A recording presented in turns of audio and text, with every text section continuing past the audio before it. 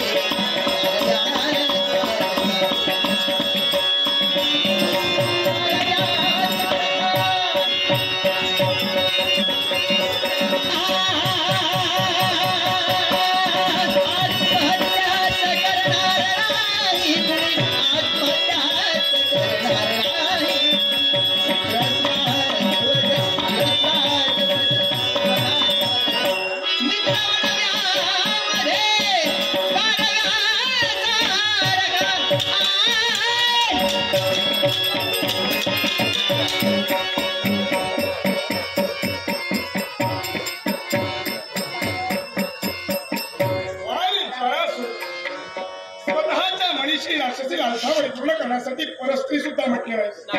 रक्षण व्हावं ही जिज्ञासा उराच्या ठिकाणी बाळगून स्वतःच्या देहाचा विचार केला नाही. स्वतःच्या प्राणाचा विचार केला नाही. स्वतःच्या प्रतिष्ठेचा सुद्धा विचार केला नाही. क्षणभर आम्हाला सहाय्य करण्याचं कर्तव्य तुम्ही केला. अशी व्यक्ती अद्याप आम्हाला कळू शकली नाही. आपलं नाव जिथं आपण उभे आहात हे कौडल्यपूर आहे म्हटलं आणि या कौडल्यपूरचा युवराज सुमित्र तुमच्या मित्रासमोर आश्चर्य वाटू लागलं. ज्या कायेचं आम्ही संरक्षण केलं आपण कुणाच्या हस्तिनापूर नरेश राजकर्ते इंद्रद्युम्न यांची कन्या गुणोत्तमा होय. गुणोत्तमे आपल्या कायेचं आम्ही संरक्षण केलं म्हणजे आपल्यावर उपकार केले अशातला भाग नाही. तो क्षत्रिय कुळांचा जन्म झाला.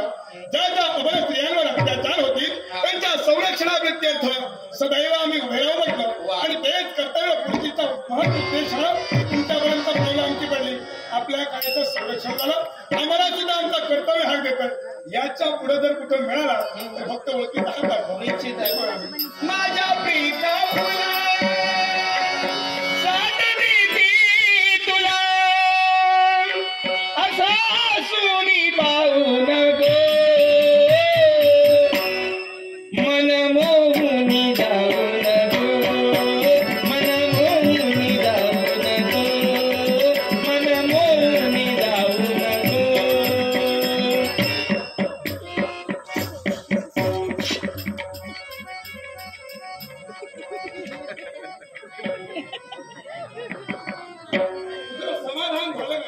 रखरखत्या रणकुंडात उडी ठोकली स्वतःला पेटवून घेण्यासाठी आणि स्वतःच्या मनाची तृप्ती करण्यासाठी आला.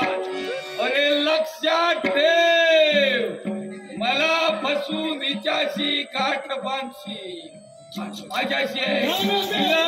हिला घेऊन जाणार.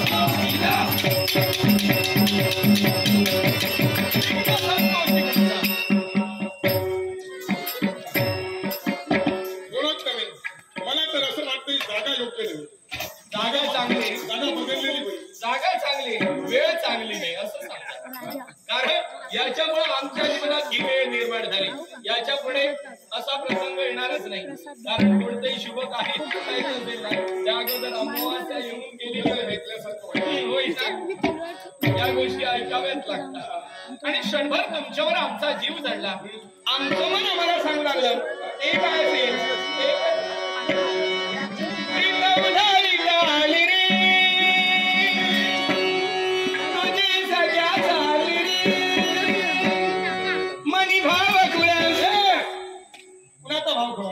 तुझा लळा मनी भाव गोळा तुझा लळा मनमोहना माझ्या प्रीतीचा रे साजना दूर जाऊ नको थांबना माझ्या प्रीतीचा रे साजना दूर जाऊ नको थांबना माझ्या प्रीतीचा रे साजना